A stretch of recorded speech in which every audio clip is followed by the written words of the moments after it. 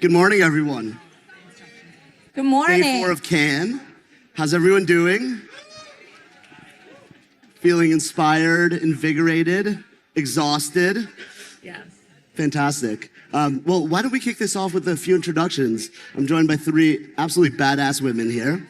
And why don't you share a little bit about yourselves? Good morning, everyone. I'm sure nobody is as tired as I feel right now, as I slept through my alarm clock. But my name is Hutchinson. I am general manager at Microsoft and manage global advertising campaigns. Let's see, this is my 4th Cannes Festival. And every year they get more and more intense. I feel like, Monday felt like it should have been Friday. But such an inspiring week, so many fun conversations. We kind of hated coming up on stage because we were having so much fun in the green room talking, but we're excited to be here.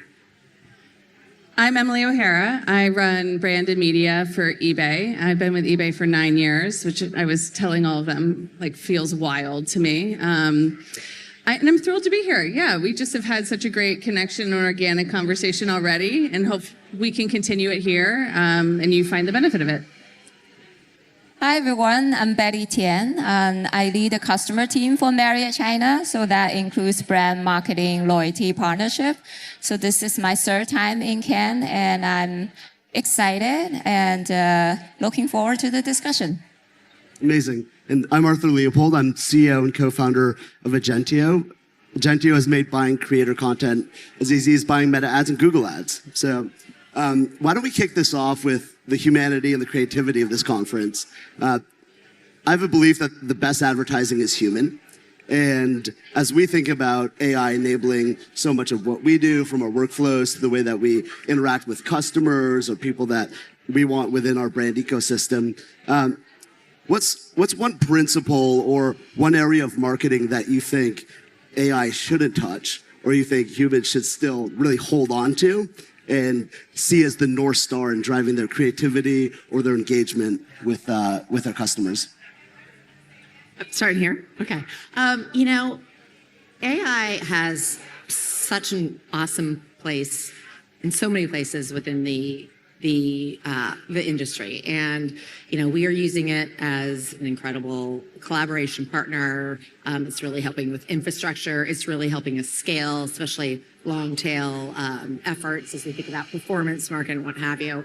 But as much as it can help with analyzing data and helping you find patterns, the true insights come from humans who can look at that data and who can really understand, based on what is happening today in culture and what might be happening tomorrow in culture, how you should be thinking about that, how you should be showing up as a brand.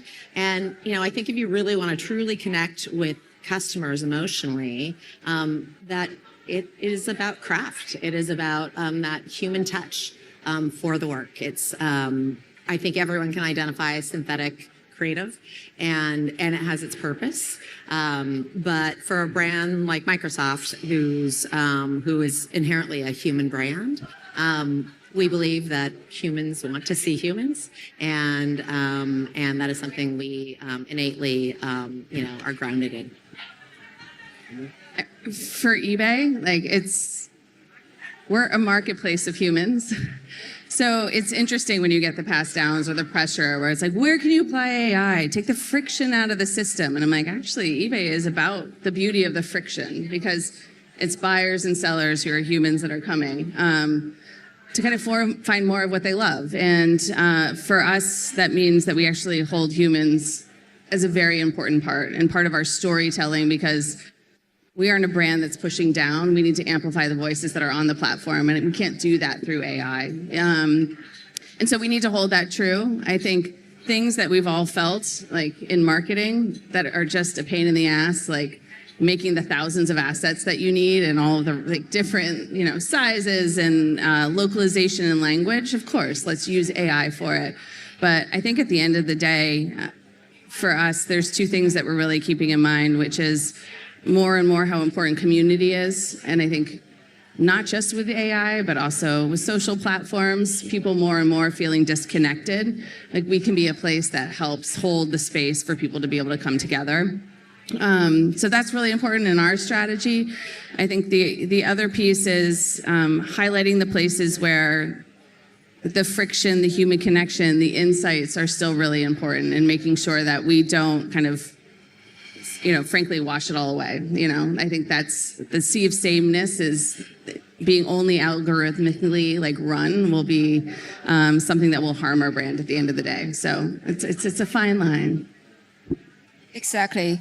I think for Marriott, hospitality industry ultimately is a people industry. If you think about your recent travel, your fond travel memory, it's all about how you interact with your family and friends and how our associates make you feel at the property, right? So I think both Carol and Emily covered it well, that AI or technology iteration might change how people browse and search the brand. But ultimately, for us, it's the offline experience. It's the hospitality, how our associates deliver the brand experience consistently that win people over, that creates loyalty. So I guess it's a great combination of online personalization, but ultimately it comes down to people to deliver the brand trust. Carol, you spoke to the proliferation of synthetic content, and Emily, you have a marketplace people that are interacting constantly. Where do you see content creators playing a role in your marketing mix and in the future of storytelling as we potentially move to more human-led storytelling? This has been the topic of conversation for me this week. My CEO is here. My global CMO is also here. They play a crazy important role. At the end of the day, one of the debates that we always has of being a marketplace of buyers and sellers is, what role does our brand actually play? We should be the shoulders that the buyers and sellers kind of really stand on. And so creators, our sellers being creators, amplifying their voices is a huge part of our strategy. And we're just kind of at the start of figuring out how best to amplify that across all of the channels. For us, the biggest insight though is eBay telling our story is not nearly as meaningful as everyone else telling the story on our behalf. And so I think the question now is, as the algorithms change and all the platforms that we're looking to reach our audiences on, is how much content, how many creators, how do we make sure that those creators are authentic eBay users and voices, not feeling like a paid person trying to get an ad out. And that takes handcraft. We have relationships with all of this. So I'm excited about that. It's breaking more of a traditional funnel of media, but it does add complexity. And that's where AI can help us in a way, but never with the content. It's more with the organization of the data to inform us where we want to pay more money to amplify something that organically is relevant for the customers we're trying to reach. Carol, how does Microsoft view the future of content creators, and how are you empowering creators? Yeah, in really similar ways. I think, especially when you're thinking about technology products and the curiosity of how to use them and how people are leaning in simple ways to tap into our products. Creators are some of the best ways to do that.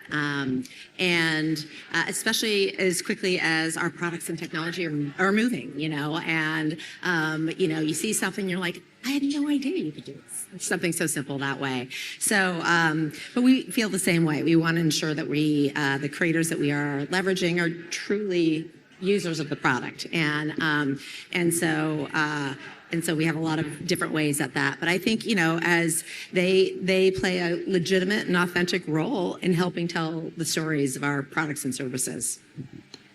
Yeah, I want to add to that because you think about your travel planning journey, right? We see 80% of people, of travelers, especially next gen, they look to social media comments when they get travel inspiration or plan their next personal trip. So we invest heavily in social media content. And in China, we also have this term. It's no longer KOL, key opinion leader. It's KOC, key opinion customer. I think that addressed the point you said. It has to be authentic. It has to be the real user of the product. So it drives not only inspiration, but also peer review validation of our service. So we found the authenticity is very crucial when we engage with creators. Yeah.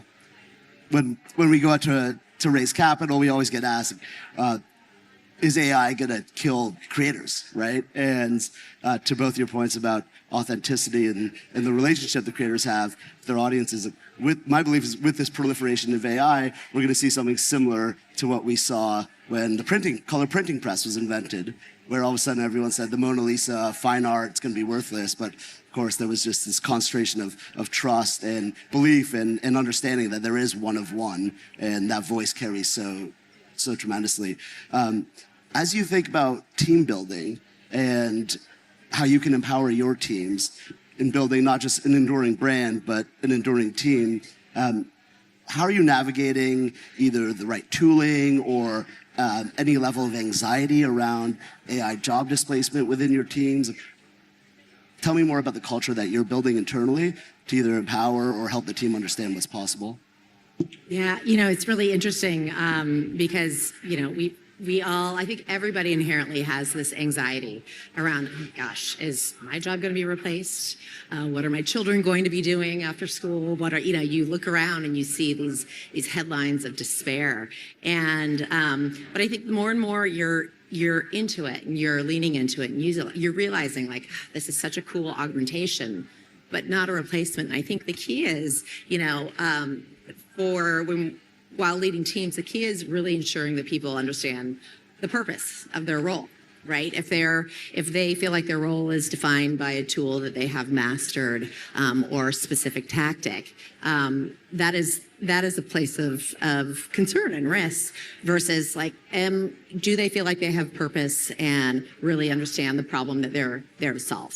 And I think that is one thing that you see, problems are being solved in very different ways thanks to AI. And if you can stay curious and you can stay leaned in and figure out ways to harness it and enhance it, then you're going to be in good shape.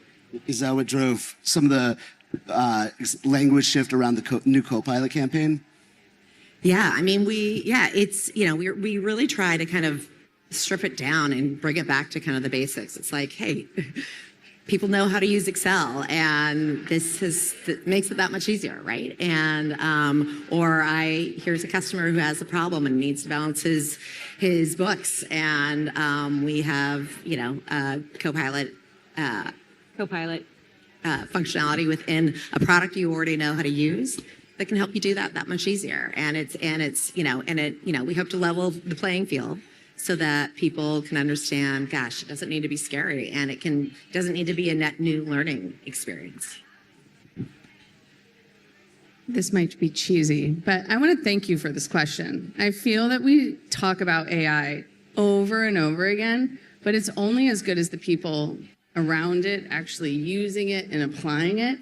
And I do wish, hopefully, as we talk about like the evolution of it, that we talk more about the teams, because it's really hard. I mean, there's no other way to say it.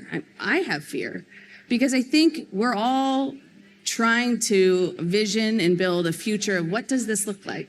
What does brand in an AI world mean? And no one has the answer, even though we all sit on stage and we're like, we've got it and we're under control and it's going to be fine. But at the end of the day, like, things are going to collapse. When you get in a group and you see kind of new workflows, it's like, holy shit, like, excuse my language, but it's like, oh my God, like we have taken out what feels like steps of the process that we've gone to school to learn. And so I think for that reason, for my team, which is like ironic, because I'm like literally having a team huddle tonight to talk about this. There are impacts. Your daily life is changing. I think my call to arms is I will be honest, transparent, and upfront. Like maybe too much, but I think the context is really important, especially when you hear very senior leaders saying, what are you doing today with AI? Clear your Friday calendar, use AI. Well, in service of what? And I think those things are important to me. The other piece is I'm an athlete, like ex-athlete, so sorry for this like pun, but it's like, it's a full contact sport. And so it's out of all of our control, but the one thing that's in your control is to get in there. Try it out, see what it means for you, get inspired. But the more that you're educated and understanding how it can elevate what you're doing today or deliver the outcome that you need, the more empowered you will be to figure out what the next future iteration of what our world looks like.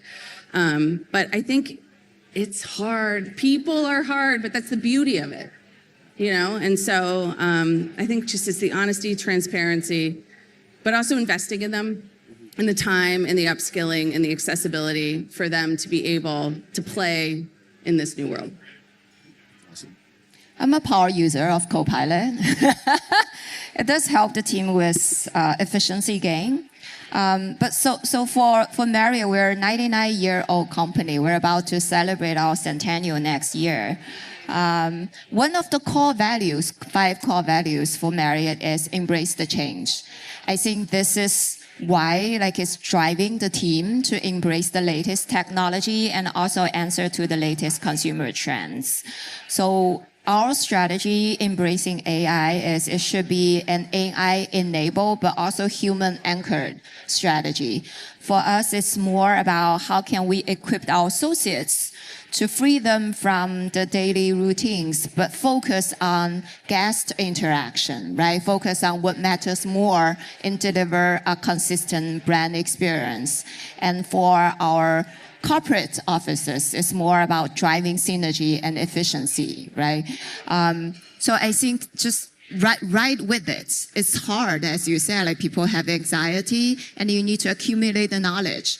I was just listening to this podcast, Dr. Fei-Fei Li, she said, there are 2 types of workforce will outlive AI. One is you either be a top-notch expert on AI or you be a creative journalist. You run with it, you test, you challenge AI, and then you enhance your empathy, your judgment, your problem-solving capability. So what I'm telling my team, especially the young kids, is we don't define your capability by completing a task, but you're defined by problem-solving capability, right? AI is just one of the tools. Yeah, the judgment, the empathy, because ultimately for us, we're in people business. People remember Marriott brands because how we make you feel in your last business or leisure trip. I think that's the essence of the brand that we will try very hard to keep. Emily, I want to touch a little bit more on your belief in team empowerment and share something that for me was actually very actionable and also frankly quite powerful. I was at a founder conference about maybe 6 months ago, and we had a similar conversation, how do you empower your team and how do you get your team excited about AI, and but also with the understanding that people are nervous. And one of the founders shared that they started having the team highlight something that they had built, a non-engineer, that impacted their day-to-day. And every all hands, they would showcase exactly what that person built. And what it did, it made everyone feel a little bit more comfortable. And we instituted that at Agentio recently. And it's really helped every non-engineer understand what is possible. And people are building either for work or for home, but now every all hands, they have the opportunity to highlight something magical. And it's led to people just being much more open about wanting to help each other and pulling in an engineer, pulling in the cracked AI 24-year-old on the team to really help them. So it's I think it is a community effort, right? This is such a unparalleled transition, and we all have to lead from the front, of course. As you're all obviously leaders at large public companies, you have a board to report to. You need to build an enduring brand, and you also need to balance the street and quarterly earnings. How do you think about balancing shorter-term performance with long-term brand building, and how do you have those conversations with your CFO, with the board? What does that look like? Bring us into the room if you can. We're not very data-based at our company at all, so our CFO doesn't really care about that. No, I mean it's real. It's real, and the board and our CFO has every right to want accountability for our spend. They are, they fund us to deliver on behalf of shareholders in the company, so they have every right to ensure that the dollars we are spending are responsibly spent. I think we have had an overswing with performance marketing because it's so measurable, and finance loves that. And there is a role for performance, I believe. But I also believe there's a role for the full funnel. And performance without brand marketing or full funnel marketing is not as efficient as it should and could be. And that brand marketing is critical to really sow the seeds of tomorrow's growth. I think if that goes in a vacuum, then any brand is at risk of being a short-term transactional brand. And so ensuring that you can look at how both of those work together. I don't think it's one in isolation of the other. We've been there before. We've had that, and it's not a great place to be. And so we've really worked at ensuring that we can kind of quantify both not only the behavioral metrics, but the attitudinal metrics that we are looking to achieve within our goals. I mean, this makes me laugh. I mean, I'm not going to lie. In Slack, I have like a Groundhog's Day GIF that is constantly being sent to the team because it's like, didn't we have this conversation yesterday? Which is reminding why investing in long-term growth is so critical and why brand marketing is so critical. It's so easy to forget when the pressure is up and your competitors are spending more money.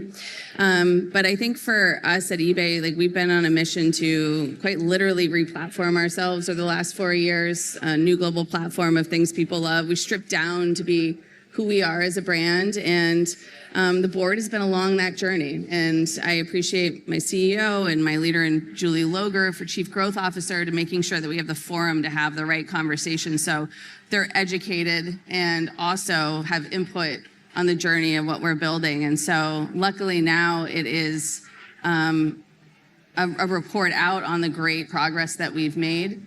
And celebrating the successes around it. So at eBay, we're only investing more. And so really important, but still near term, in quarter, balancing, the financials is a real pressure, and brand can sometimes have to be very agile. But I think generally in a world of AI, brands have to. So I don't know, so what do you think about it at eBay?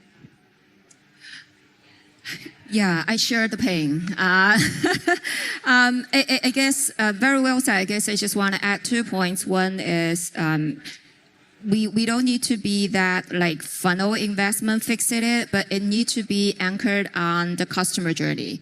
So for us, upper funnel, brand inspiration, whatever you call it, is critical because you think about how people are longing for their next resort experience, next travel. You need to dial up your storytelling to make sure your brand is relevant. And you think about the customer journey. Right now, we have these super apps in China that you can complete the search and book in just one click. The customer journey is not linear anymore. So I think it subsequently pushed us as brand marketer to dial up the brand relevancy in each market. And we started also to see that people are searching more on context, whether this brand is right for me versus just search for a hotel destination or time for booking. So that requires us to pivot our strategy about brand storytelling, because ultimately we're selling experiences, not tangible goods. So that's one.